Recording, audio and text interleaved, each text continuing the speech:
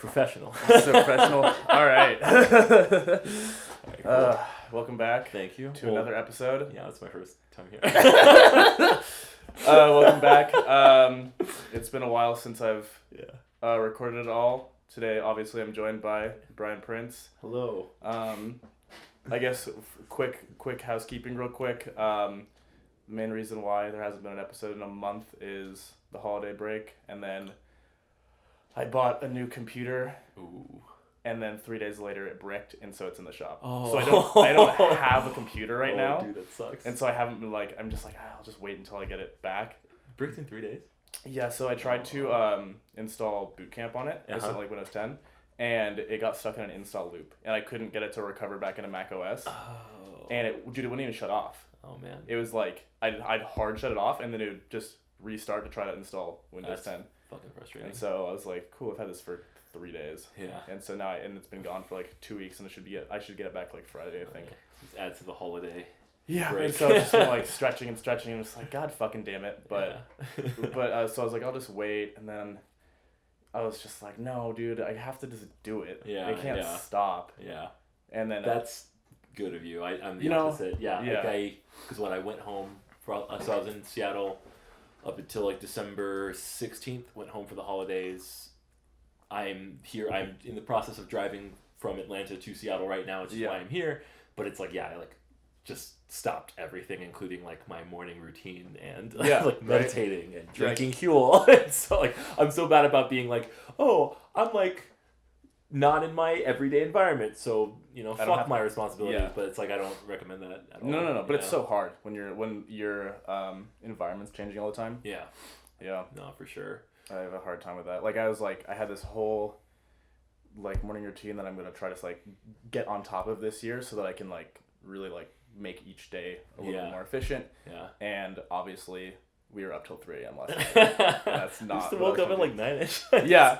Yeah. The I don't know. It sounds really cliche or buzzwordy or whatever, but I really do think the morning routine is one of the most important things I do every day. It makes or breaks the day.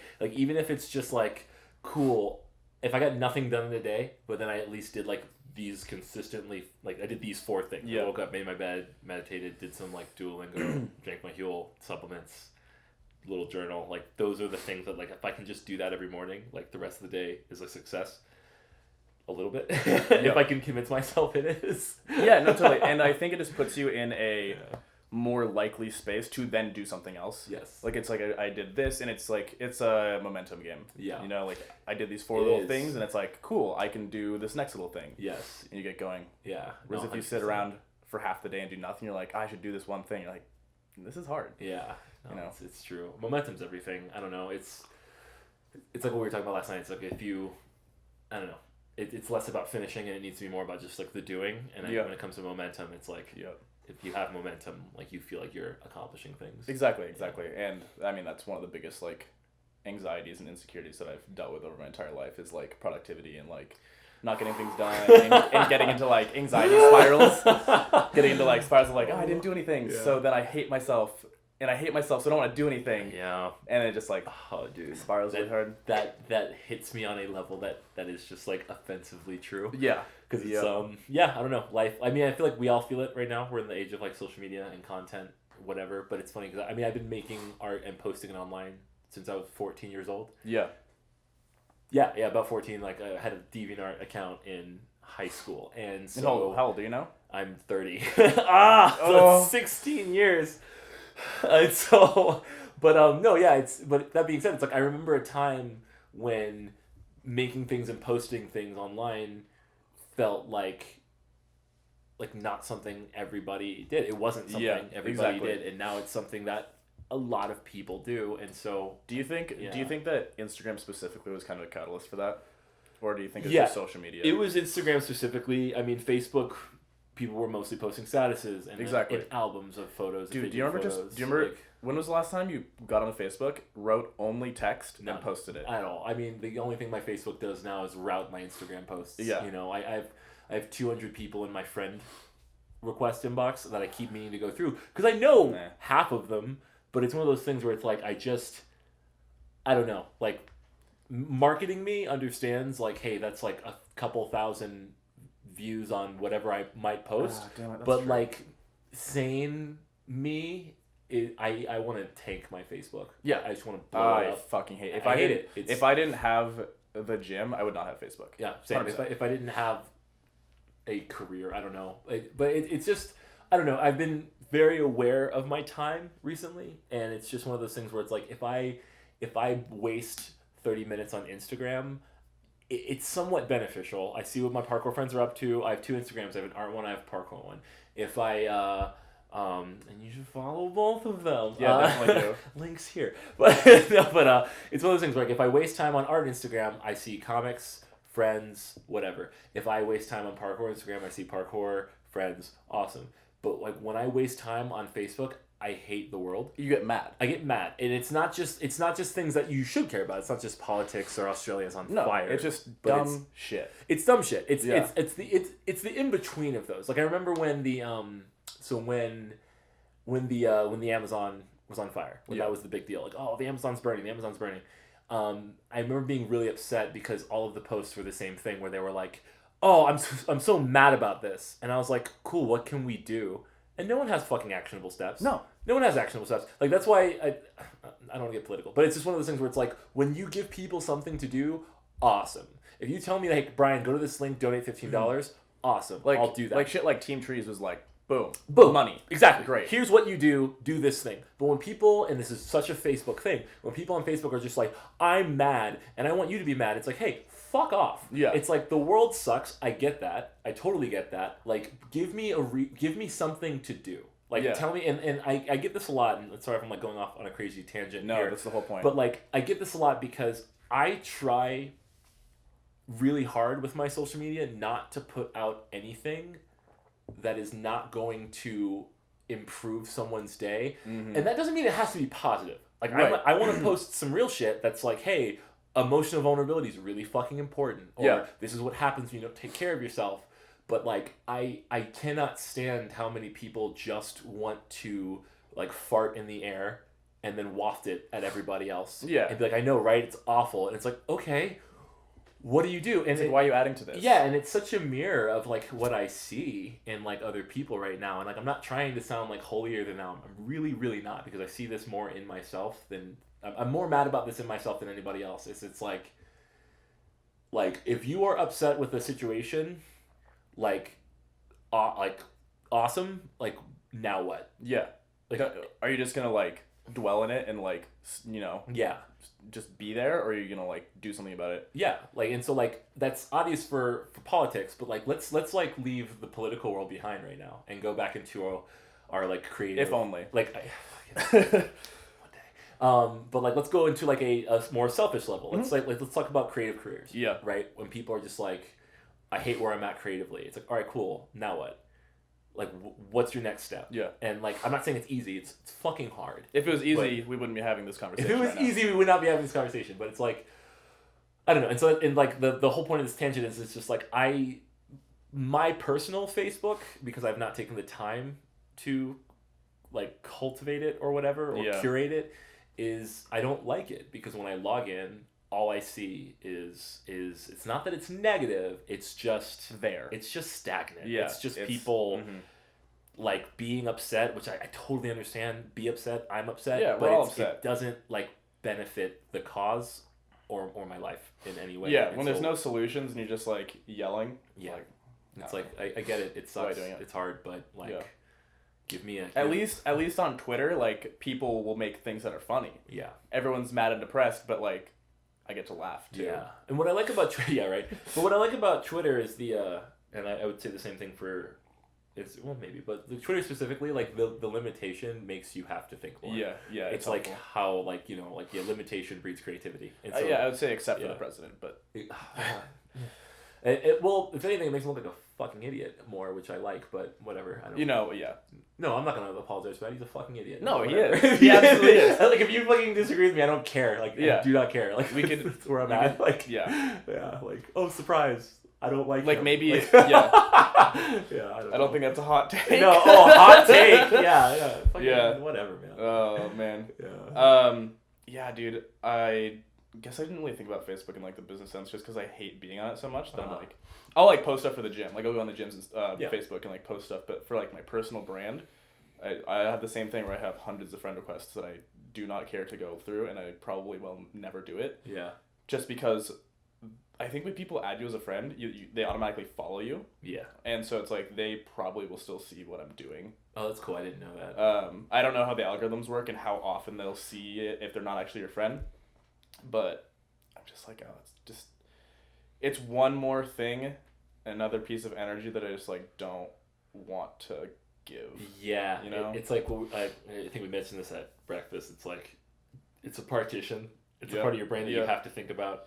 You don't have to, but that's how my brain works. My brain is, I almost hate saying my brain because it sounds like I'm almost like passing off responsibility. To that other dude. To like that other dude. Yeah, but it's like the way I think is I selectively, I get obsessed with things. I hyper focus on things, and so my goal with things like this is to just try my hardest to not hyper focus on something if I can. And so when it comes to Facebook, it's like, I don't know, I've noticed at this point the exact muscle memory of like slide open phone, facial recognition, Safari, enter, and then I'm on Facebook, but I don't even remember doing any of those steps. I'm just on it, and I'm like, why am I here? Well, have you ever, do you ever rearrange your iPhone, like, home screen layout? Yeah. Do you, like, that first day, you just keep hitting the wrong apps? Because you're so used to just, like, doing it?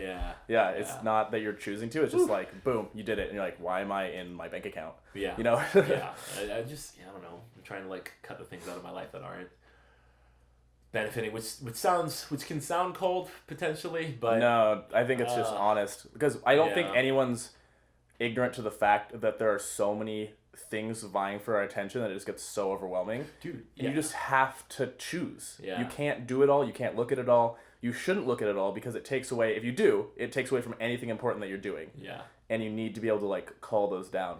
Yeah, like Mark Manson, I really like his readings. Like, he wrote the Subtle Art of Not Giving a Fuck, and his newest book is Everything I is really Fucked. like that book. Dude, that book, I pump it out a lot, and a lot of, like, I see more people reading it, which is cool. Mm-hmm. Like it almost sounds like I'm sponsored by him. The amount I tell people, but legitimately, like, it's there is a direct correlation between me reading that book for the first time and me finally, like, starting to live the life I wanted to live. And a lot of it is just like the amount of responsibility I started taking in my own life from reading that book. But the only reason I bring that up is because I read his blog, and one of the big things he's talking about recently is junk information. Yeah. So he says that he thinks we're going to look back at the 2010s, or like the 2010s, the same way we look back at like the 80s regarding junk food. Right. People were just eating whatever and not being, or 70s, 80s, and like eating whatever and not considering what they were putting into their bodies. Yeah. And now we're like and now we all know, like, most of us know, like, nutrition. Yeah. But we're gonna look the same. We're gonna look back at the 2010s the same way, but with information. Absolutely. Where we're like, we're just consuming everything, and like, so for me, like, I'm a creative professional. I hate saying that. I draw comics. I make things, but so I don't have time to just consume things. But I need to consume things to get inspiration, to see things, to grow, and to do. Yeah, absolutely. Yes. So I get this, like. I get a little peeved, honestly, when people give me their little attitude of like, how have you not seen that yet? I'm like, because I'm fucking busy. Yeah. And it's not even that I'm busy. It's just that, like, I am really, really, really, really particular about the content that I'm consuming. Yeah. Like, I'm super specific about it. And we live in a time where people have, like, a little bit of an ego attachment towards the things that they like. And so dude, that shit is so weird. It's weird. It's like, if I haven't seen the TV show that you really like, it's like an attack on my friends. Right. It's like, no. And it's like, no. I just haven't watched it. Dude, I've had to say this way too many times in the last year, where someone's like, have you seen this thing? And I go, no. And they go, you haven't seen it? And I go, no. That's why I said no. And then they're like, well, it's really good. I'm like, cool. Well, like, I don't really want to watch it. And they're like, why? It's good. I'm like, I am not denying that it's good. Yeah. Like, we live in the first time in the history of the universe where most content is good. Yeah. Like, most people on YouTube, Instagram are making good stuff. Yeah. And so now we're at this point where, like, being good doesn't fucking matter as much as it used to. Yeah. And it's so real. Right, it doesn't matter. What matters is, like, so let's say if everyone's good, then what are we consuming? We're consuming things that matter to us. So like if I'm listening to an audio book or a podcast, I want to listen to something that is circling the drain of where my life's at now. If I'm going through relationship troubles, I want to listen to something about relationships. If I'm trying to figure out my career, I want to listen to something about career. If I'm having like self-esteem troubles, I want to listen to something about psychology. But that being said, it's like, so when people are just like, hey, listen to this other D&D podcast, I'm like, no, I don't have time. Like, it's not even that I think it's not good.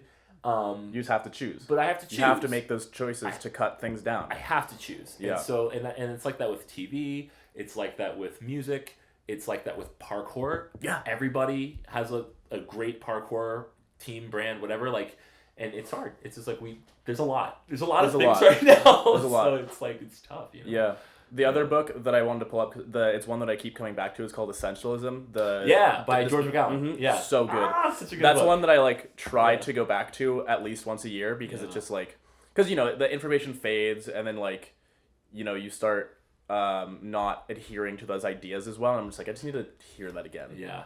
And so I'll go back and listen to that one. I really, really like it. It's really good for like book. Learning how to make those choices and why you're making the choices, because that's a big part of it too. It's like, why aren't you going to do that, or why are you going to do that, and it doesn't matter, and what's the importance of it? Yeah. You know? My favorite line in that book is acknowledging that you can do anything, but you can't do everything. Yeah. And that hit me, where I was like, oh, like, you know, I have a million projects I want to do, but I have to pick one. Absolutely. Or maybe two. Yeah. Usually one. Yeah. Yeah. Okay, that segues really well into the kind of main topic that I wanted to talk about, which is like passion balance. Because I feel like you're someone who is, I mean, everyone has a lot of things they want to do, but you're like in a unique scenario where you actually have like kind of multiple like split, like, I don't want to say careers, but like basically. Right. And I just wanted to delve into like how you tried to balance like each of those things in your life, because I feel like you're very like passion driven, and so then when you find something that you're really into, it's like, I need to like go full on for this one thing, but there's also these 5 other things that I really want to like explore, you know, like you have your art, you're getting really into stunts as well, and it's like, how do you balance all of these things in your life, and how do you like commit to that life balance and like the struggles and stuff like that? Oh man, that is such a good question. I guess like for anyone that doesn't know who the fuck I am, talk your talk. So I'm an illustrator. I've been drawing since I was 14, but I like went to art school, so I'm professional illustrator, mostly through like freelance projects and design-based projects. I'm currently working on a 2-book, that's hopefully going to be a 4-book graphic novel series that I've been writing and drawing since I was in college. I on and off have been like a stunts actor. You were for the last on 5 years, namely Predator. Yeah, I played the Predator in the 2018 which is Predator so movie. Fucking sick. Thank you. I texted Lincoln and Mick yesterday, and I was like, "Are you guys cool if the Predator stays with us tonight?" Lincoln's like, "What?" It's like, of all the characters I could have been like, I am Black Panther. And people have been like, "Whoa, you're Black Panther," but you're like, "I'm the Predator." The Predator, and they're like, "Ooh, what?" And you're like, "Okay." So I remember that one time we were at Sushi Train, and you're like, talk to the waiter, and you're like, "I'm the Predator," and he's like, God. I said it because Vinny told me to say it. Yeah. Vinny, motherfucker. I just thought that was so funny. But so I played the Predator, the 2018 Predator, and then I've done like some other stunts off and on. I had a parkour podcast 5 years ago that I didn't keep going on. I've been doing parkour for 11 years at this point. Hell yeah. What got you into parkour? Honestly, the second American Ninja Warrior contest before it was its own show. Okay. It was the G4 Japanese show. And if you won that, you then went to do it in Japan. So they sent Levi Muhlenberg, Brian Orozco, and Brett Sims over to compete. Yeah. And that was the first Dude, that's time crazy I how saw long Brett's people, been doing that. I know, right? Yeah. Dude. And so that was the first time I saw people doing parkour under the name of like, this is what it is. Right. And then from that, I like found the APK forums and so on and so forth. And then that like led me to start training. To which like being 6'10" and like 220 pounds, basically, I was like, I can't do this, but I really wanted to try. Yeah. And then that like was probably the biggest mindset shift I had ever had, was like having this thing I really wanted to do that I legitimately didn't think I could do, and then choosing to do it anyway. And the thing about my like formative parkour years is it was constantly a brick wall. Yeah, socially. I bet. Like every jam I went to, people weren't like crazy accepting like everyone thinks everyone in parkour is. People were like, I don't know if you should be doing this. I don't know if this is for you. I don't know if you can do this. And like what's funny is the people that weren't like that, the people that were like fuck that, keep going, are the people I'm still friends with, are the people that are still in the community, the people that are still training today. Well, it's a mindset thing. Yeah, because they're totally just projecting their own insecurities, being like, absolutely, you can't do this, and like, well, I can't. Yeah. Like, and they've probably given up by now. Oh, and it was hard too, because then it was either you can't do that, or if I did accomplish something at a jam, the first thing I'd get is like, you only got that because you're tall, when I couldn't even do a pull up because I was like, I have these 3-foot long arms and I'm 200 pounds and like whatever. I'm not trying to victim myself, but the point is, it's just like it was hard, but working towards something like that. Yeah, there are unique parts of that to you and your like journey into parkour. Absolutely, really interesting. And I have a lot of people that will ask me like, how do I get into stunts? And I'm like, I can't tell you. Yeah. Because one, it's a huge luck game, but for me, the only thing that worked for me was doing something I cared about that made me stand out, because because according to society, I shouldn't be doing it. Yeah. Like standing out is the thing that gets you, standing out authentically will get you far, because it will get you noticed. Yeah. It's like, just keep in your lane. I'm not saying don't try things, but it's like when you find where you can be you and succeed in being you authentically, just like drill it. Yes. And fucking drill it. Yeah. And you don't have to be the best at everything, because you can't. Yeah, you fucking can't. And it's like, so just find your thing. Yeah. And just go after it. It's like, one of the personal things that I've been dealing with since I have been coming back from my injuries, which has been 5 years now since I broke my leg, which is fucking crazy. Yeah. And it's affected my life like so much for this long. It's like, I am not sure if I'll ever be as technically proficient as I was before. So like, I'm in that sense. Yeah. I have to be okay with the idea that I may have peaked. Okay. Technically. Oh, let's talk about that. But I still have a very distinct, unique style that a lot of people aren't able to do. And it's like, that is what I need to lean into, not being like the best parkour athlete ever. Yeah. I just need to like hit my stride and just like keep like nailing that. Yeah. And keep putting myself out there, which is something we've been talking about a lot. Yeah. There's something scary about like gaining any kind of success, like unarguable success. Yeah. Early, like before 30, before 35, before 40, whatever. Because that happens. Like after Predator, I've totally had that, where I was like, was that the best experience of my life? And did I waste it being an anxious mess the whole time? Right. And it's something I think about very, very often. Yeah. And it's hard because it's one of those things where like it might be true. I think a lot of people try to do that fake positive, like, no, don't. It's like, no, shut the fuck up. Like engage with that reality for a second. Like, what if it was? That's not necessarily a bad thing, but what if it was? And so I've had to like dive into that. What if it was? Now what? Truth. Now what? What are you gonna do? Because you don't just stop doing things. Yes. What's next? No, absolutely. And that's kind of where I went with it. Was like, okay, like what if this was true? What do I want to do now? And that was like the healthiest thing I could have possibly like engaged with is thinking, what do I want to do? Who do I want to be now? What do I want to work on? And suddenly it became less about like, how can I still be the best or how can I do better? And it became more about like, what do I want to do? And so answering like the first, or the topic is like the passion balance thing. For me, it's like a one part ADHD and the other part just like feeling what's working. Like, and I don't know how to explain it, but I've always been very... Is it, I don't want to put words in your mouth, but is it kind of like a go with the flow type, just like take the punches as they come and whatever's working, just like kind of go in that direction kind of thing? Yeah. So there's like that quote that's like, oh, if you work a job you love, you never have to work a day in your life. I hate that. Fuck quote. That shit, dude. I hate that shit. It's the dumbest thing. I hate it because the reason I hate that quote is it says this idea that like work is bad, and I think the opposite's true. I think we are working creatures. Yeah. We like to work. But like that being said, it's like I do recognize when work does not feel right for me. Right. Like when I'm doing something where I'm like, even if it's working, like even if people like, like once again, like if I didn't feel this way, I'd be playing basketball right now. Yeah. But like, I don't hate basketball. I don't hate anyone that plays it. Why would you play basketball? I know, right? Oh, I know. Who knows? Like, and it's one of those things where it's like I appreciate the sport more than I've ever appreciated it. in my life right now.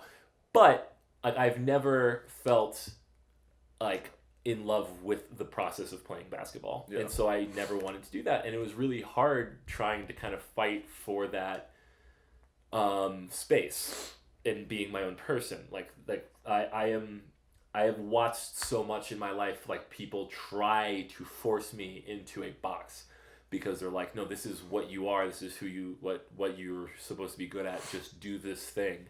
And I've felt so inherently like I know the feeling of when something's working, and it's not this like everything is rainbows, like I'm high on life. It's not that. It just feels correct. It's like when you like I don't even know like to use basketball as an example, when you shoot like a perfect foul free throw shot and you just know it's going in the moment it releases your hand. It's like that. Like when I'm doing the things I know I want to be doing, it's not that it's easy, but there's no like internal resistance. I'm just like, oh, let's go this, let's do this. And the thing is, it's funny how many people will be like, why would you do that? It's hard. And I'm like, it has nothing to do with it. Like, it's like, I don't care that it's hard if I'm enjoying doing it. The hard part is still enjoyable. And it kind of has to be be you know? Like I mean, we do parkour. Like most of us have put in more physical effort in a 1 month of training than most people will ever put into their lives. That's very true.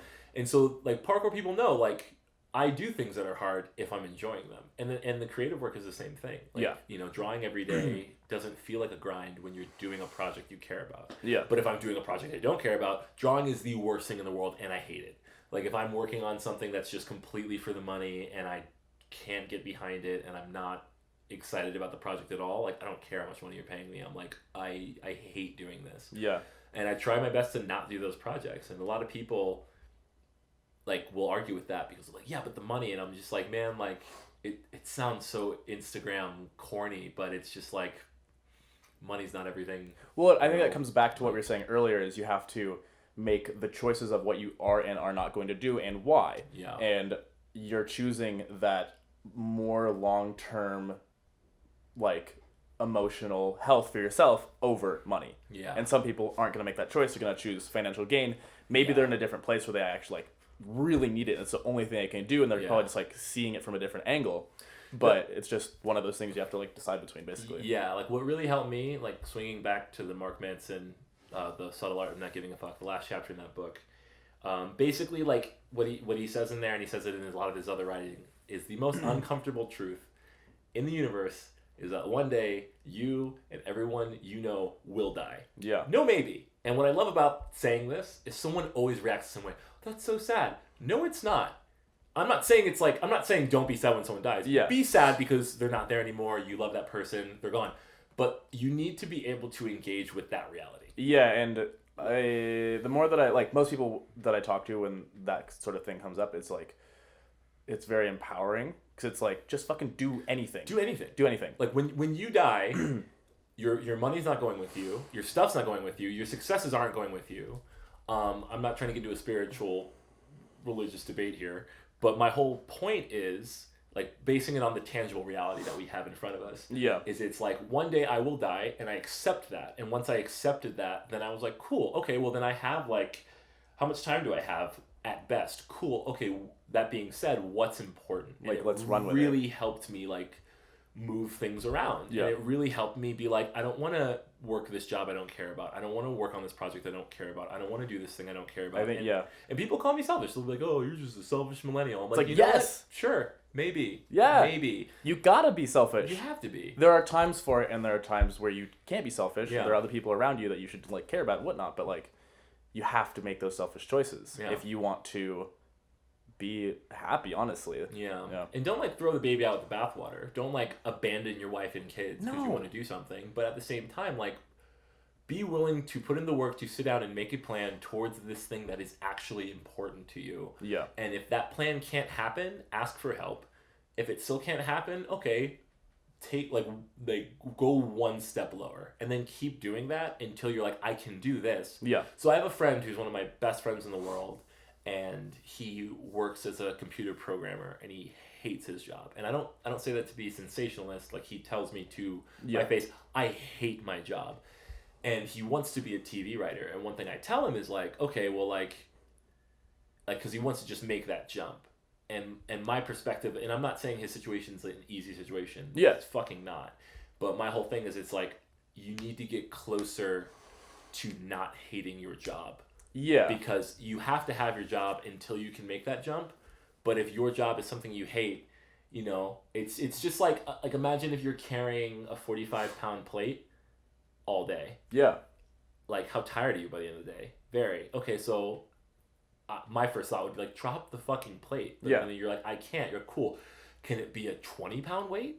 Can it be a 5-pound weight? Can you lighten the load? Yeah. At least. And if, like, I'm not even going to say if not, like, because, like, this is where people get mad. Yeah. You know, they're like, oh, well, it's not that easy. And I'm like, I never said it was. But my whole thing is, it's like, for most people, it's possible. Like, for most people... At least have actionable steps. Yes. For most people, making the changes you want, no matter how small they can be, it is totally possible. And for the people who can't make those changes, I totally feel for them. Like, life is a game of cards. We are all dealt a hand. Like, not all hands are created equal, and that sucks, and that is true. But things might not be your fault, but it's your responsibility to find a way to better that situation for yourself.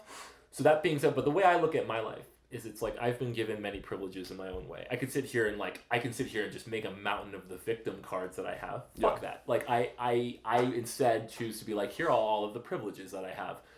So that being said, is like, where I have privileges and someone else doesn't, I feel like that's even more of a reason for me to take action on those privileges. Yeah. Like, if like, I can sit here and just be all like, well, not everyone can do that. And it's like, that's true. So I feel like then I need to. Yeah, absolutely. Because, like, I don't want to waste this time. You know, I'm very grateful for everything I have, and I don't have everything. I've had hard times. I've had, like, really dark days, but at the same time, it's like, I don't know, just like sitting there and dwelling on it's not going to get me any further than I want to be. Yeah. I don't know. People are, like, I say people, but, like, this is another reason I hate social media. I just feel like there's more voices in my head than there actually are sometimes.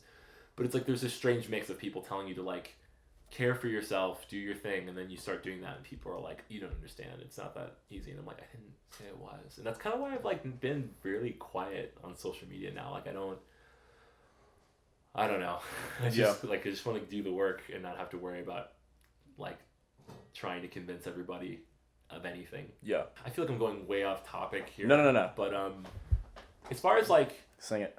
Yeah, as far as like, the passion control thing is it's, I don't know. I think it's a lot of it's like controlled chaos. It's me being like, I want to do all these things, and then having to, like, write them down, and then, like, choosing. Oh, and one thing that is helpful is writing down all the ideas and fleshing them out in, like, pitch version, like title, description, and then being okay with, like, that being as far as it ever gets. Yeah, and you're like, this is a bad pitch. Next. Right, or maybe it's a good pitch, but you're just like, I just don't have time. Yeah, and it's one of those things where I used to feel bad at all of the ideas that I had, because I'd be like, man, I'm never going to do all these ideas, and I would, like, judge myself for that. Like, oh, I'm a failure because I'll never achieve all of these ideas that I have. Because you'll never be Donald Glover. Because I'll never be Donald Glover. Oh my God, seriously. Right? But it's one of those things where it's like, I don't know, ideas are cheap. Like, everybody is like, I have a good idea, but it's like, action is where the goal is. Yeah. And my whole thing is, it's like, I don't know. It's like, I have a lot of ideas, and I know I'll never do a lot of them, but at the same time, it's like, cool, so what? Yeah. Like, so what? I think that's a goal that I've been continuously working on. I say this year just because we're convenient at the start of the year, but it's something I've been thinking about for a long time. It's just like, I don't want to talk about the things that I'm doing until something's already happened. Yes. Maybe it's not finished, but it's like, until something is, like, begun and started and it's heading that way, it's like, because we all do it, and I hate it because when I'm doing it now, I'm like, knowing I'm doing it as I'm doing it, I'm like, just shut the fuck up. Like, hey, shut up. You haven't done anything yet. Shut up. Just shut the fuck up. Give yourself that dopamine boost that lets you think you've done something. Yeah, and then you're like, like, I did it. I talked about it. And then you're like, cool, I can put that one away for a little bit. And then it never happens, you know? Yeah. My biggest regret with my, like, book project is telling anybody about it. Because then people, oh, how's the book? Fuck. It's like, don't ask me. Like, don't ask me. Did I bring it up? No. then shut up. Yeah. Like once again, makes me sound like an asshole. Good. I don't care. It's just one of those things where it's like, I don't want to, like, it was my mistake of bringing it up in the first place because I wanted that little dopamine hit. And like, I don't know, let me tangent here for a second. Like after Predator and having this opportunity for this book, like this crazy thing happened to me where for the longest time, for like 10 years, the only thing I wanted was to, and I would never have admitted this, yeah, it was true, but the only thing I wanted was to do something so unarguably awesome that other people would have to acknowledge that I did something awesome. Right. So like, once again, like, this is me completely trying to like be as transparent as possible. Like, I was never saying it, but I was walking around being like, one day I'm going to do something so cool, whether it's a parkour video or a drawing project or something, that people are going to be like, yo man, that was awesome. You're awesome.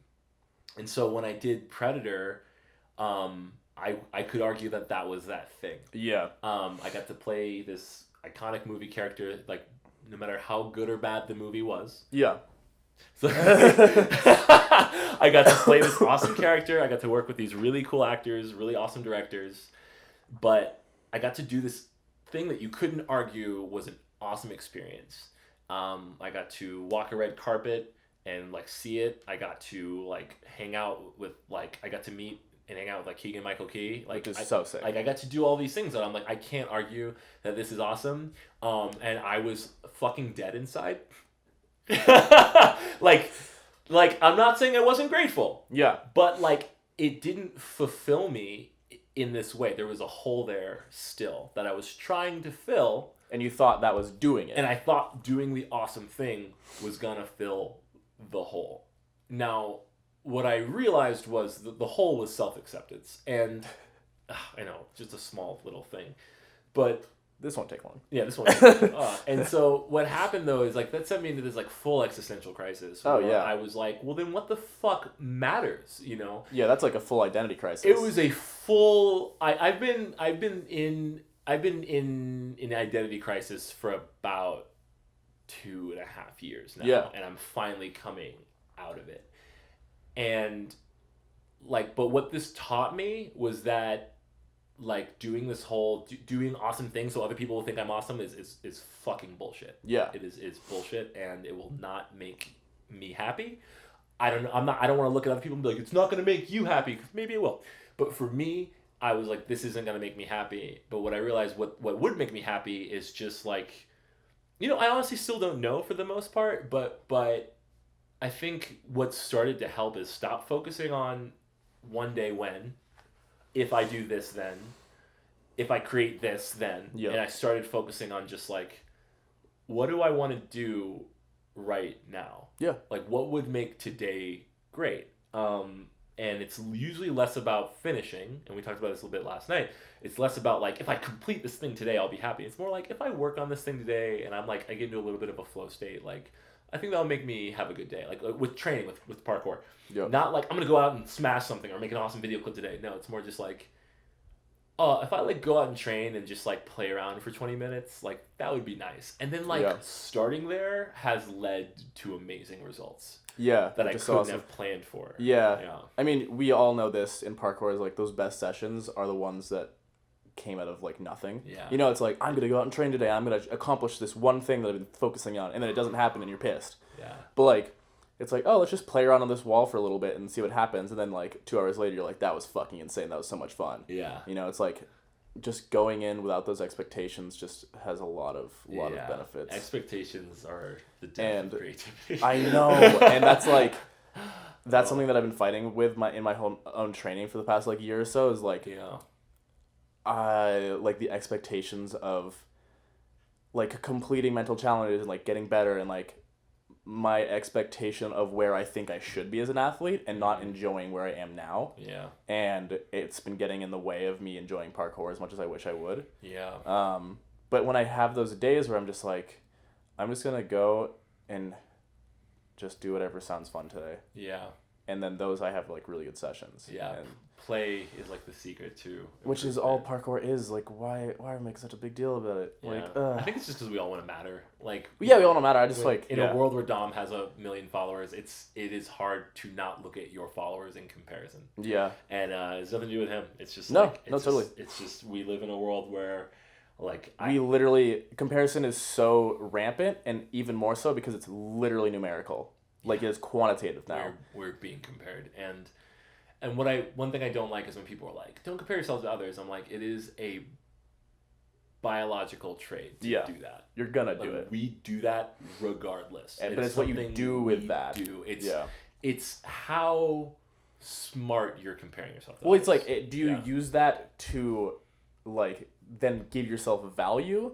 Or do you, like, see that as something to, like, strive for, maybe? Right. You know? Yeah. Which I think most of us do the first, which I know I do all the time, where I'm like, oh, yeah, I'm not as good as this person at this thing that they're the best at, and this person at this thing that they're the best at, and all of these people individually are really good at these things. Why am I not as good as all of these people at all of these things? Because that's fucking impossible. Yeah.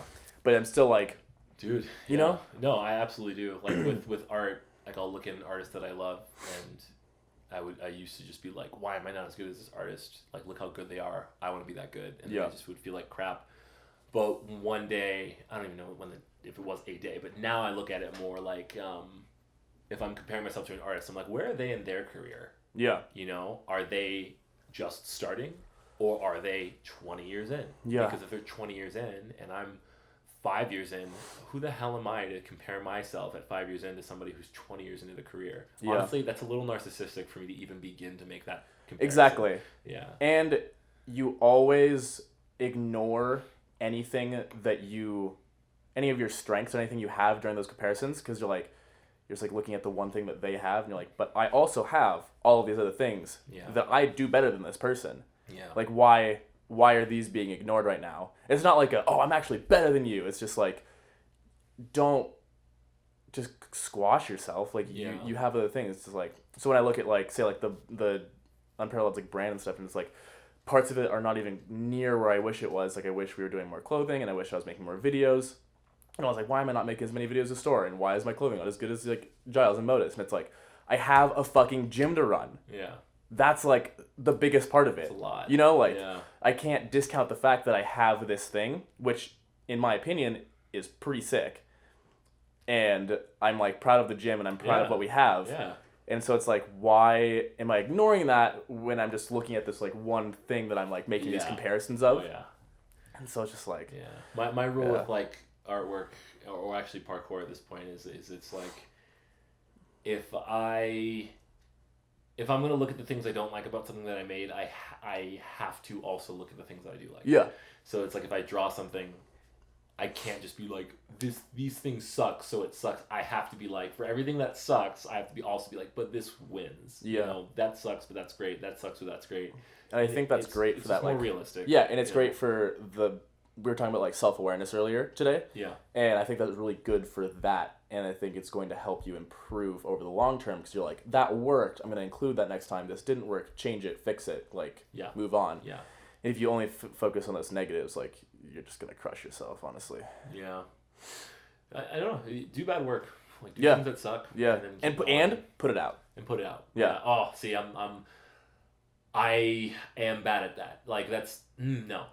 I have been bad at that. Yeah. I'm trying to... Like, this is the year where I don't even want to say that kind of shit. Work in progress. Yeah. You know, I have art from 2017 I've never posted. Like I told you, I have a whole, like, 7-minute Frank shoe review sitting on my hard drive, and it's done, and I just haven't posted it. Just because I don't think it's as good as I wanted it to be. Yeah, it's not good enough. It's not good enough, so I didn't post it. And it's like, good enough. So I just need to go back, tweak it, and post it. Yeah. No, 100%. Like, it's... I don't know. It's realizing that, like... And... after, like... You know, after, like, 70% effort, like, it doesn't matter. Yeah. It just doesn't. And I'm just, like, realizing how hypocritical I am, because that video, there are parts of it that I think are really good. Yeah. And there are parts of it that I don't think are as good. Yeah. And those, like, couple of things that I don't think are as good, I'm like, nah, not posting it. Yeah. It's like, yo, just fucking do it. Yeah, just fucking like, I, like, spent a good amount of time, like, shooting, like, B-roll shots of the shoe that I thought were really, like, creative and, like, interesting, and not just, like, here's the shoe on a table, and now it's on someone's foot, and that's it. It's, like, I got creative with, like, lighting and, like, backdrops and stuff like that, and tried to make, like, it be more interesting and in-depth, and I think I don't have, like, all of the perfect tools to make it work, but I used what I had, and I thought what I made from it was really good, and I'm really proud of those shots. So it's like, why are they just sitting around on a hard drive? You're your biggest critic. I know. Like, we all are. I'm mine for sure. Constantly. Oh yeah, absolutely. But yeah, I don't know. It's like that. That I think is the hardest thing about juggling multiple passions. Is just like letting myself like put out things that are less than satisfactory to me. Like letting yourself like struggle. Yeah. In a sense. Yeah, because it's that's the thing is like, I don't know, for the longest time I would do. Actually, you know what? Yeah, it's funny how this relates. Is I think for the longest time I was always burning multiple pots at once. Yeah. I was just like, I'm gonna do this, but I'm gonna do this, I'm gonna do this, I'm gonna do this, because like partially for like I said earlier, like the energy and the inability to focus, but also like mainly for like the inability to commit. Yeah. I couldn't commit to one thing, and I can't regret it, because while I do think if I focused on one thing sooner, one thing would have taken off sooner. Like, I think my multiple things are taking off how I like them to. Yeah. But also, like, that's just not how I work. Like, for me to try to just do one thing would be beating myself into obedience. Yeah. And you got to be honest with yourself. I don't want to do that. Yeah. Like we all have different workflows. It's like different workflows and different brains. You can't be like, I have to do it this way. I have to get up at 4 every morning. It's like some people can't. So that's fine. Yeah, and I want to say this really quick. So I'm really into like self-improvement stuff. Like, like, you know, like we're talking like Matt Diavella, like other YouTubes and blogs that are like how to be more productive, how to have better habits. I would love it if more people would make those with the I don't even know the word I'm trying to say, like warning or disclaimer that like we all have different brains. Yeah. And just because someone's like, I get up at 5 a.m, that doesn't mean you can get up at 5 a.m. Or you should. That might not work for you. And so like I hope like it was kind of hard for me to not judge myself because of someone else's productivity style. And I think you shouldn't avoid it. I think you should try it. Absolutely. Like, it's like, don't just be like, oh, that's not me, like I'm not gonna try. Like, give it a try. If it doesn't work for you, move on. And that's the self-awareness of just like tweaking and improving. And I think that's the biggest lesson that those type of things can teach you. I was gonna sneeze. I thought you were gonna sneeze. I was like, but yeah, it's just, I think that's the biggest lesson, is just like, try something, tweak it, move on. Yeah. And if it works, build on it. You know, those sorts of things. And know what success looks like for you. Yeah. You know, if success is by the end of this week, I'm going to create a video that's going to be better than Roof Culture Asia, you are lying to yourself. Yeah, you're fucked. And you are setting yourself up for extreme disappointment. Yeah. I like set up goals for 2019 of like, I want to make like X amount of videos, and it was like very ambitious, but I knew going in that I probably wasn't going to get there. Mm-hmm. And it kind of let me not be so judgmental of myself. It's like I didn't hit that mark, but it was kind of ridiculous, but I did make all of this stuff that I'm actually really proud of. Yeah. And like that's worthwhile. Nice.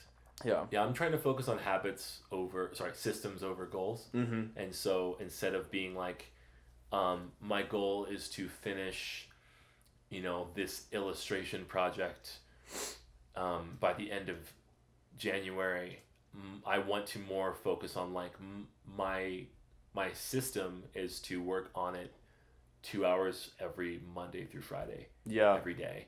And that's it. Like I'm trying to take all of the weight out of completion. And I'm trying to put all of the weight into present time working. The process. Yeah, the process. So for me, like my to-do list used to be like, it used to be like my book, chapter 1, scenes 1 through 7, scene 2, pages 24 through 36. Like that's you're already giving me anxiety. I know, right? And that was my to-do list when I opened it up. Now my to-do list is the book, 1 bullet. That's it. And when it recurs every day, And what that bullet is did you work on this today? Yeah. Yes? Cool. Great job. And what I can hear a lot of people saying right now is just like, yeah, but like that's not gonna. And it's like you'd be surprised. Yeah. You'd be surprised because like so James Clear wrote a book called Atomic Habits where he talks about this, like systems versus goals. And my favorite thing he says in the book is that, so let's say your goal is to lose 10 pounds and you're like, I'm gonna lose 10 pounds in 3 months. He goes, the funniest thing about that is you are a failure until you've done it. Right. And once you've done it, you're once again a failure. Because like you're a failure until you've lost 10 pounds. Yep. And then by the time you hate yourself into losing 10 pounds, now you don't have a goal anymore. So guess what? You're going to gain that weight back. Yeah. Because you reached it. So you told yourself, I guess I'm done. And then you're a little like, well, what now? And then you start falling back into old habits. Yeah. Or you have a system of, I'm going to be a healthier person. And my system is I go to the gym every morning. I don't drink soda anymore. I don't eat a lot of carbs anymore. Like you create these systems of things you do every day with no goal. And maybe you introduce one every week or one every month to where it's manageable and consumable. And that's what you're saying with like your to-do list. Mm-hmm. Yeah, then what happens is you lose that weight, but you're going to keep going because you're not going to stop. You're like, 10 pounds, I'm done. You're going to... Yeah. I mean, it's like parkour. Like, there is no goal in parkour. No. You don't just go like, and I've done it. Yeah. Like, I like, Stora could have been like, we made Roof Culture Asia. We did it. Mm-hmm. But no, it's the next thing. You want to improve and, like, just not, like, stagnate. Yeah. And so it's like... You can never be like, I won parkour, and now I'm done. Yeah. You know? So it's like, and that's just how life works. It's just being, like, improving yourself. There's never, like, I did self-improve. I won, you know? One thing I want to, like, mention or, like, kind of tangent into is that, like, I've been having kind of, like, a moral dilemma. Not dilemma, I don't know. I've been having a lot of thought. I've been thinking a lot about this, where it's like, so I'm very improvement-focused. I will... absolutely admit that my improvement focus has not always been healthy. It used to be very toxic. Like I want to be better because I hate myself. And now it's like, no, I just want to be better because I like being better. Like I like working towards being better. I want to, like, I only have so much time here. I don't see why I should waste time in a lifestyle that I do not want. Like if I'm working towards something that feels good for me, like that's my goal. That being said, I see a lot of like counter arguments of people being like, well, like you should also accept who you are and not like if someone wants to, like if you have two people and one of these people is like, I want to be a better artist and I want to be healthier, but you have someone that's like genuinely content with who they are. Right. I'm not pressuring that person to change. Mm-hmm. Like if someone is genuinely content, like I actually just enjoy who I am. I enjoy my habits. I enjoy my lifestyle. I think that's awesome. And I think that person should totally just do their thing. I am in no way being like, no, you're not improving. So you're wasting. Nope, that's not what I'm saying. Like if your life is working right now and you're in a lifestyle that you enjoy and that's working for you. And at the end of every day, you are still like going towards the person you want to be. Awesome. But that being said, it's like, I enjoy improving myself in areas, like not in every area. Like there are areas where I'm like, cool. Like my fashion. Like I like the clothes I wear. Awesome. I'm not trying to like improve my fashion right now.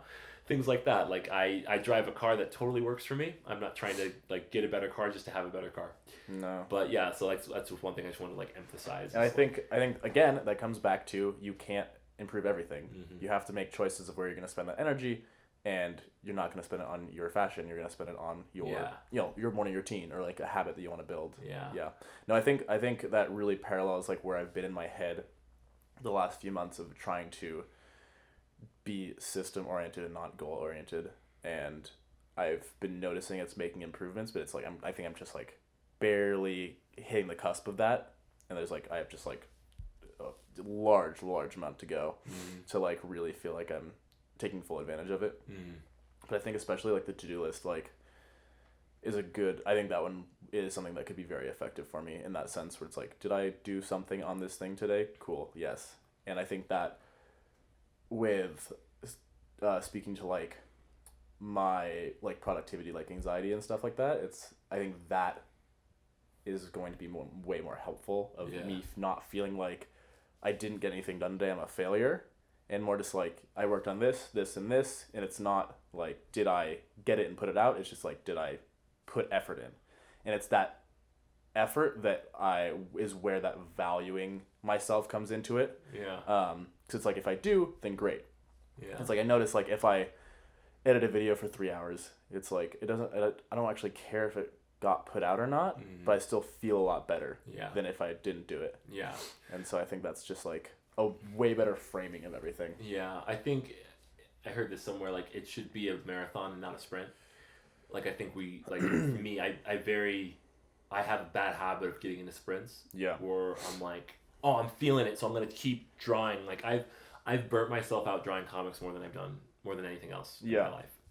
Because I start feeling the groove, and then I just smash that groove. I work for 5 hours a day, 8 hours a day. I pick it back up the next day, and I'm like, oh, but at this rate, I can be done in 2 weeks. And then I like hold myself to that 2 weeks. And then by the time that 2 weeks happens, it's like I got it done, but like it's like in Metal Gear Solid, right? You have like an oxygen meter when you're swimming, and when the oxygen meter runs out, then your health meter starts going down. That's me. Yeah. Like if my creative focus runs out, my mental health just starts declining. Yep. And my whole thing is it's like there's a lot, and I feel like right now we're like in this really cool like renaissance where people are starting to be more aware of their like mental health when it comes to their productivity, because I can honestly say like 10 years ago people were just like, don't be a bitch, get it done, you know, but at what cost? Because it's like if I burn myself out in 2 weeks and then I can't draw well for 2 or 3 months when I could have just like worked at half of that capacity and then created some really awesome shit consistently for 3 months. Like much higher quality for a longer period of time. Like what's the point if you're going to burn yourself out? Yeah. Like, you know? Like, yeah. And I think we're going to kind of be looping back to the same topics over and over, but I think that social media really helps push the idea of the sprint and not the marathon. Yeah. So it's like, here's something new. I'm awesome. Look at this thing I did. Look how great my life is. And then everyone else is like, I gotta fucking get there now. Yeah. You know, it's not like, let's just build this thing over time and you can like put out better things and make better things. Yeah. And yeah. I feel like, at least for myself, I think social media and like Instagram definitely creates that idea of like, fuck, I need to get there immediately. Mm-hmm. Same. Yeah. and that's been the hardest part about this last year is like having this big project is like I can't get there immediately. Yeah. And it's who talked about this? I think Simon Sinek talks about this where he's like we live in a very instant gratification society. 100%. And it's like you know I can match with someone on Tinder right now. I can order a pizza right now. I can order anything on Uber Eats right now. I can order something from Amazon and it'll be here tomorrow if not today. Yeah. Right now. I can watch any TV show, YouTube, whatever. Right now. But the things that you can't do that with are relationships, job experience, long-term projects, long-term commitments. You can't do that. And so I think there's like studies out there that show that people are less patient than they used to be because we don't have to be in so many aspects of our lives. And so, like with bigger projects, it's hard. It's so hard to rein in my patience and just like wait something out, you know? That's so real. And it's just like, that's something I'm trying to get better at. And I will honestly admit that it is very hard. Like I do not in any capacity want to sound like, oh, all you got to do. No, because I have not figured it out yet. And I'm still trying my best. And in the ways I've been doing it sound really cliche, but they're very honest. It's just like meditating, like taking time to just slow down and be like, okay, what do I want to do today, and like going with the flow on things, and then like things like that. I think that's really powerful. I feel like this entire conversation is I'm not coming from a place of like I figured it out. This is what you need to do. Like I have all the answers.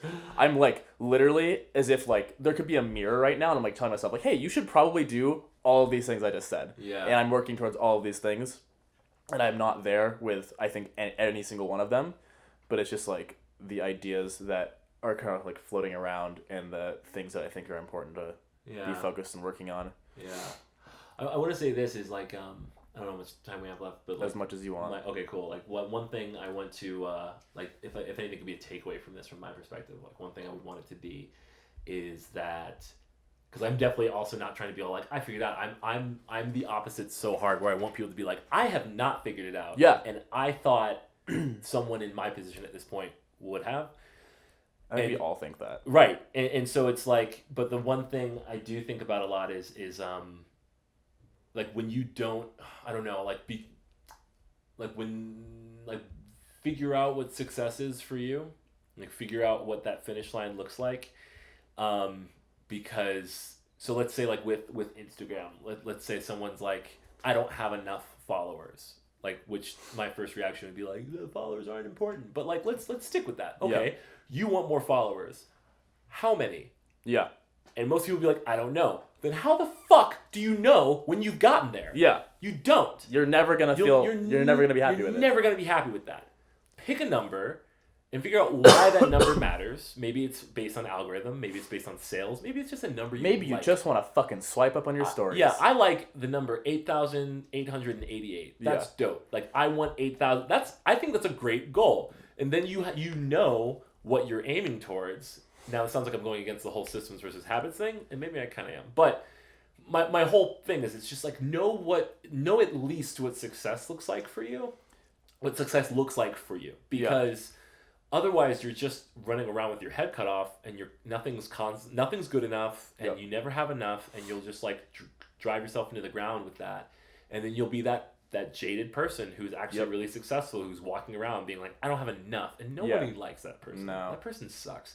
I've been that person. Yeah. That person sucks, and so I think that's really important. Like know what success is for you, know why that success is for you. I've been thinking about this a lot recently.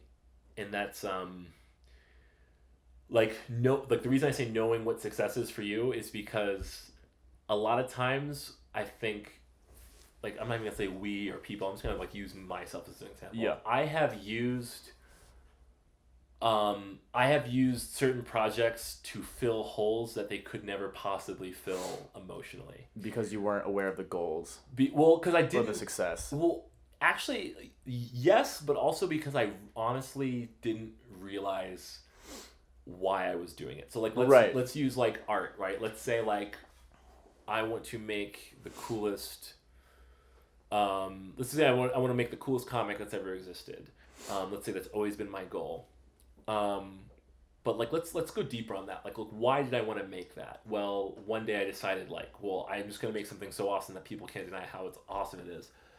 Why did I say that? Yeah. Because I guess I didn't feel like I was doing anything that was awesome. I didn't feel like people were recognizing the things that I was doing. I didn't feel like I had enough attention. I didn't feel like people were paying attention to me. I didn't feel like I mattered. I didn't feel like people liked me. Yeah. Right? And so like, I'm not saying this is how everybody works, but for me, it's like I could go back to the point where I was like, oh wow, like I'm trying to draw a comic so that people will like me as a person. And it's like, you know what? It's a lot easier to just be a person people like. Yeah. By like, and that's so simple. Like that's not even like, because then we get into a whole conversation of like, well, how do you get people to like you? It's like, just like, don't be selfish. Yeah. Be grateful for what you have. Listen to other people more than you're talking to them. Like, be a friend that you would want to have. Exactly. But like, that has nothing to do with drawing the coolest comic in the world. And the reason I bring that up is because it's like, for me, it feels like being hungry and then watching YouTube videos about Fortnite. Like, not even food. Yeah. Like, I am hungry, and so I'm watching Fortnite YouTube videos, and I'm going over here like, why am I still hungry? Go eat some fucking food. Yeah. You know what I'm saying? And so I feel like for me, I get caught up in that I have been caught up in that. This is the thing I'm just trying to like eliminate from my life is like knowing why I'm doing what I'm doing. Because what ended up happening for me was it let me let go of a lot of things. Yeah. Like it let me let projects go, and people would be like, why don't you want to do that anymore? And I was like, damn, honestly, like I realized I was doing this so somebody would love me. And then I learned that it was a lot easier to just ask people out on dates. Yeah. And now I'm filling that hole with its proper peg. Yeah. And now I can take the other time and just focus on this actual project I want to work on, because I was able to sit down and rewind enough to realize that, like, I was trying to fill a really big hole with the wrong thing. Totally. And that sounds really big, but, like, man, I've been through that. I can only imagine how many other people are kind of going through that same thing. Oh, absolutely. You know? Like, that's relatable as shit. No one will ever love me, so if I make the coolest parkour video ever, it's like, then you'll make the coolest parkour video ever, and people will enjoy that video, but it's not going to make someone go out with you. It's not, you know, and that's a whole other conversation. Yeah. But read Mark Manson. Like, and I think going back to the goals versus systems, like, I don't think, like, realizing those goals goes against the systems at all. It's just, if your only expectation is to accomplish the goal, then that's going to go against it. Where, like, realize what you want to be doing, why you're doing it, and then create the systems to then work towards that, and not have that be the only accomplishment that you think that you're trying to do. Yeah. You know? You know, like... Yeah. Like, it's like, okay, let's go back to the Instagram thing. And to say you want 100,000 followers on Instagram. Why?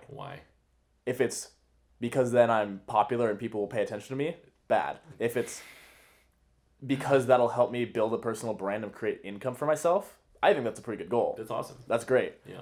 And then, so instead of being like, the only way I'm successful is if I get 100,000 followers, it's like, if I say, like, I'm going to go train every day for an hour, which for some people isn't going to be something they do. But it's like, let's say you go even easier. It's like, I'm going to train and post to Instagram 3 times a week. Yeah. That seems like fairly manageable. And it's like, it doesn't have to be the best thing you've ever done, but it has to be, like, interesting to you and, like, authentically you. You put that out, people enjoy it, you get a few followers, then you provide them some value, and that's, like, the system. It's like, grow a little bit, be consistent, provide value to the people that enjoy what you're doing, and then if those people find the value in what you're doing, that will grow you again. It's not like, if you're just like, I want the follower count, like, you're going to get there and it's just going to be like, now what? Yeah, I mean, I think it's not a mystery that there's many people with very high followers that have a lot of, like, mental health instability. Yeah. Because what that is it's not that the social media is causing the instability, but I do think it's just they reach that moment where they realize, like, oh, this didn't do the thing I wanted it to do. And we've heard that in the more cliche way of, like, I graduated from college with this degree that I worked at, and then I started working this job for 4 hours a week, and then I had this moment where I sat there and I went, oh my God, is this it? That's a scary moment. That is a scary moment. I've been there. It's a scary moment. And so I think that's just that same moment with Instagram fame. Yeah, and the even worse part about that is that now that you have this giant following, you're like, it's like ant under the fucking, like, magnifying glass. Yeah. There's so many more eyes on you watching you, like, lose your shit and break down, that it's probably going to compound that even worse. Yeah. And it's like, people aren't used to having that much, like... It's unnatural. Yeah, like, notoriety and attention. It's like...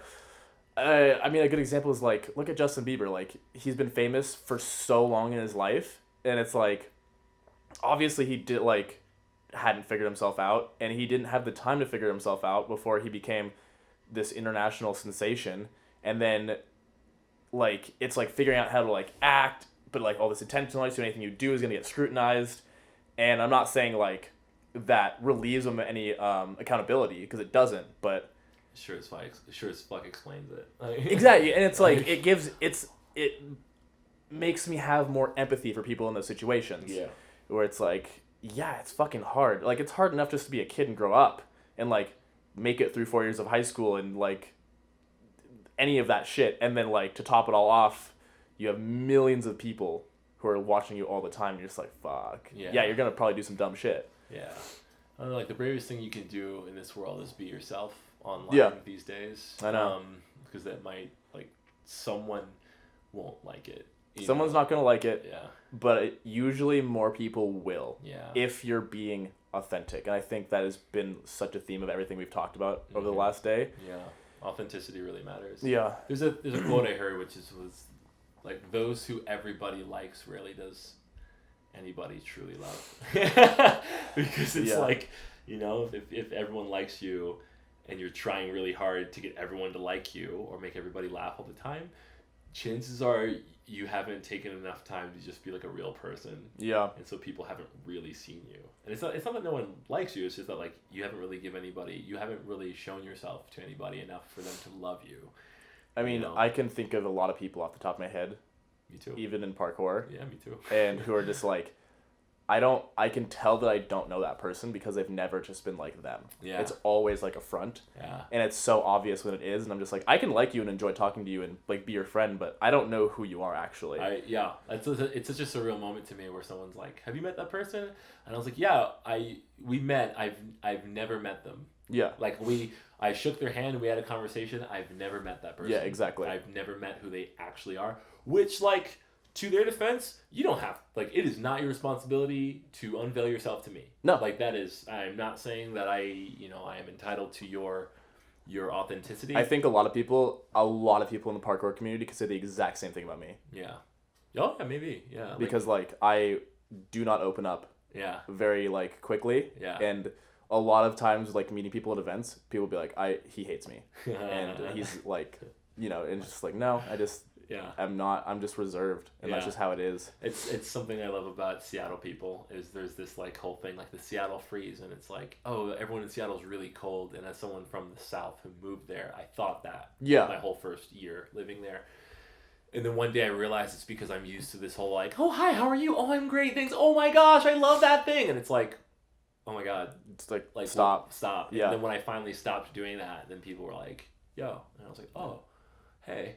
And then going back to the South and everyone being like, hey, how's it going? And I'm like, I'm okay. I'm fine. And they're like, what's wrong? I'm like, nothing. And they're like, well, you seem mad. I'm like, I'm just not hyping like you are right now. Like I'm chilling. And then like, and I'm not trying to be cool. I'm just like, I will laugh if you tell me a joke that's genuinely funny. Yeah. But you're like trying so hard to force an emotion out of me, then now I'm resenting you being here. Holy crap. And so it's one of those things I love that about Seattle because I don't have to put on. And I don't expect anyone to put on for me. When we were in Germany, it was like kind of that same vibe. Yeah. People in Germany were very just like, yes. Here we are. Okay. How are you? What do you need? How are you? Yeah. And I remember somebody I was with being like, everyone here is really rude. I'm like, they're not rude. They're just not kissing your ass. And I love that because that means I don't have to kiss ass back. Yeah. So I can just like cool do me that. And just like. Yeah. And so, but my whole thing with like me being, I'm a very vulnerable person. I love to share these stories with people I've barely met about like that seem very personal. And I had a friend once being like, aren't you worried about like being vulnerable with everybody? And I was like, no. And they're like, well, I don't feel like, they said like, I don't think everyone deserves your vulnerability. And I was like, I'm not doing that for everybody else. Yeah. I like being vulnerable. I like being myself. I like putting myself out there, and I'm trying to put myself out there even more. Yeah. But that's for me. And so I almost work in this opposite way where it's like, I should not have to reserve myself for other people, but if someone betrays me, if someone hurts me, if someone like judges me, if someone basically proves to me that like, oh, okay, you're not somebody I can be, or if you're not someone I feel safe around, then I lock them out.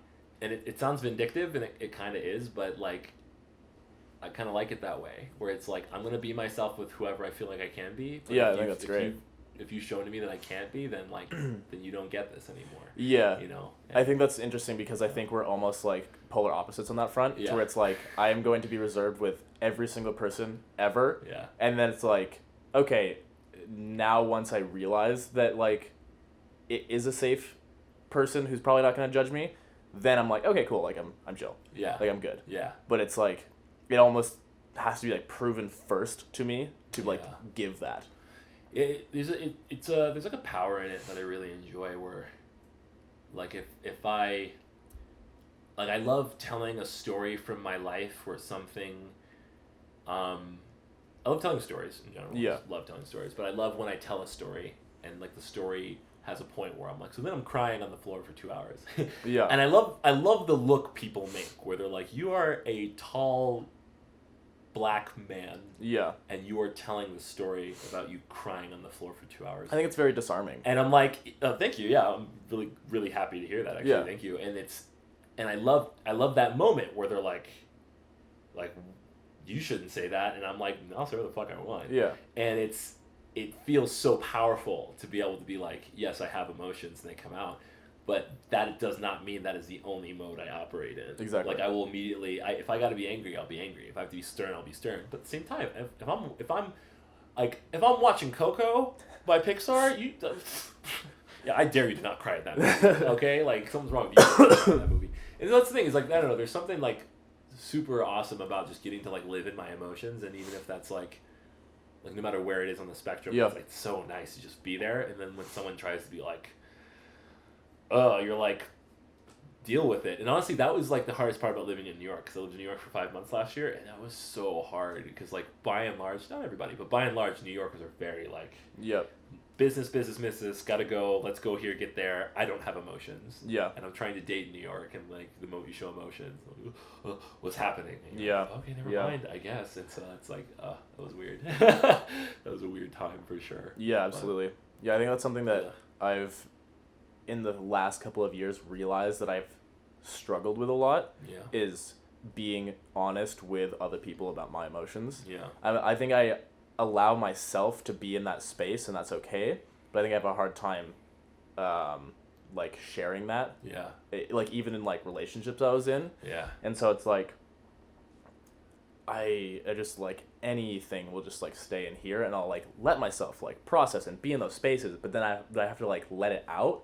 That's when things get really difficult for me. Yeah, it's scary because it's like giving your permission to somebody to potentially hurt you. Yeah, no, totally. But it's so rare that happens. Yeah. You know, so it's like, and all the people that I'm around are awesome. Yeah. And like the support systems that I have in my life are amazing, and that's something that I'll be like forever grateful for. Just like the friend group and the people around me are awesome, and I realize that a lot of people don't have that. Yeah. And that's true.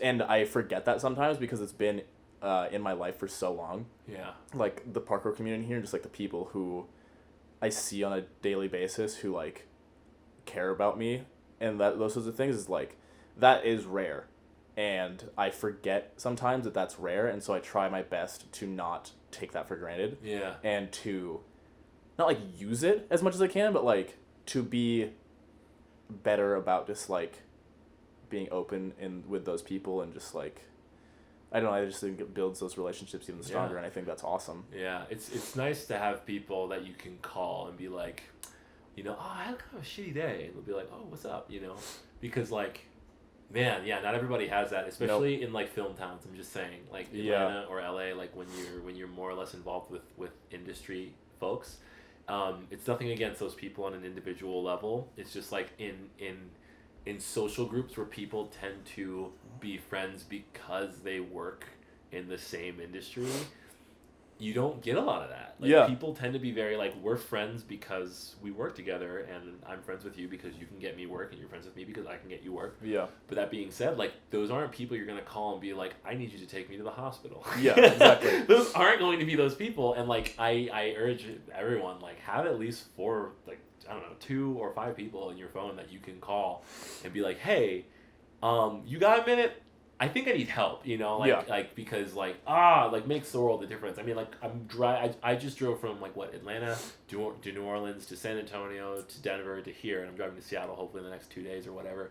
But it's like the reason that those long stints of driving never felt scary is because I could always think half of the drive in either direction. Like if something truly terrible happened, I could call this person, and I would hate to inconvenience them, but I know that if I asked for help, they would do the drive for me. Yep. And it's not like I'm not relying on them. I'm not leaning on them, but it's like, but I know that worst case, if shit hits the fan, worst case scenario, I know someone in any direction that will come bail me out. And it's like, I'm like, that's one thing I'm eternally grateful for parkour. Yeah. Is parkour has given me this network of true friends. Yes. True friends throughout the country and the world that I can like hit up to have a good time. I mean, you hit me up. It was like 12 to like 20 hours before you came here. Yeah. I was like, I don't even know you're on the road. Yeah. And you're like, hey, can I stay? And I was like, yeah, duh. Like, Yeah. It's like not a question. Like, I love that. I appreciate that so much. You know, it's like, because I wouldn't blame you if you went no. Like if you were like, I'm out of town or I can't. I'm like, cool. And then I'd like, and then I'd make do. And then you'd ask the 7 other people that you're friends with here. Yeah. Can I stay with you? And one of them would be like, yes, obviously. You know. Yeah. One of my and I said this the other day. Like one of my goals is like. I say like I don't want to put a timestamp on it, but it'd be nice if it was like this time next year or within 2 years. Is to, like have my own place, wherever I'm living. If that's Seattle, cool. But like have my own place where I have a guest room. Yeah. And I have like one of those, like I have one of those keyless entries where you just type in a number. Yep. And when friends roll through, I'm just like, here's the number. Yep. Like. Crash in the room. I mean, and then you just Airbnb it otherwise. Yeah, right? Don't fuck the place up. And, like, I would love to have that just to give back on a level of, like, what people in Parkour have done for me. Yeah, absolutely. I think that's great. I think that's a really cool, like, it's a small token, but it's, like, it's something. Yeah. And for the people that will be able to use it, it'll go a long way for them. Yeah. Yeah. No, totally. Well, do you want to wrap it up? Yeah. I think it's been... fucking good. Like an hour and 20 minutes. Sweet. Yeah. Awesome. Well, I really appreciate you hopping on. Yeah, no, this is great. I hope I didn't like ramble incoherently too much. No, I think it was great, and I think it's all like stuff that I think is really worth talking about and really helpful. And I think my only regret is that we didn't record last night as well. I know. Yeah, we got it. But we dropped a lot of names last night, so. Yeah. But it's like we've been talking. Like you showed up last night. We've been talking for like 9 hours. Yeah. Like pretty much straight. Yeah. We slept and then we got up. Yeah. It's like it's so sick. Yeah. Cool. Yeah. So I have the internet points. Yep. Follow him on the internet. Yeah. We need 100,000 followers for some reason, but I need 100,000 followers. No. My website's thebaprince.com, and this year I'm going to be posting a lot of my, like I already have artwork on there and stuff, but this year I'm going to be posting a lot more blog posts, and not only am I going to be posting like artwork and backlogged artwork, but I'm going to be posting the stories of why I made those things and how I made them. My art Instagram and Twitter is at the BA Prince, just like my website, and then my parkour specific Instagram is at Tall Trainings. And also, I'm on Team Atlas. Add him on Facebook. Fuck you. Yeah, add me on Facebook before I blow the whole thing up. Yeah, all of his links will be in the description, show notes, etc. And you can go click on that and follow him. But thanks for tuning in. Follow my OnlyFans. No, I'm just kidding. All right, cool. Peace. Bye.